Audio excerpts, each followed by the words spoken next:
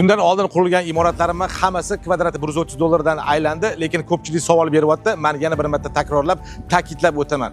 Men imoratni 130 dollarga qurgan bo'lsam, bu narx aynan o'sha imoratga tegishli. Bu degani sizni imoratingiz ham ertaga 130 dollardan aylanishi yoki men sizlarga 130 dollardan qurib beraman imoratinglarni degani emas. Oddiy misol, mana bu Xonoboddagi imoratimizning narxi albatta 130 ga to'g'ri kelmaydi. Sababi bu imoratimizda noodatiy holatda qurilayotganligi uchun ham boshqa imoratlarimga nisbatan narxi albatta sal qimmatroq chiqadi. Bu Xonoboddagi imoratimizning armatura secheniyasiga keladigan bo'lsak, faqat 18 lik va 20 lik armatura ishlatganman.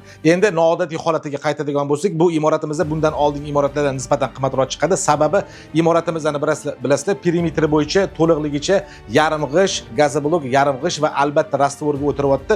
Har 60 sm da darojli setka qo'yilayotganligi uchun ham bu imoratimizning terilish jarayonidagi o'zgarishlar, ishlatilayotgan mahsulotlardagi o'zgarishlarning sababli bundan oldingi qurgan imoratlarimizdan tubdan farq qiladi. Xudo xolasa tez kunlarda bu Xonoboddagi noodatiy qurilayotgan imoratimizni korobka holatida topshiramiz va necha kvadratligini va kvadratiga necha dollardan aylanganini sizlarga albatta taqdim etamiz.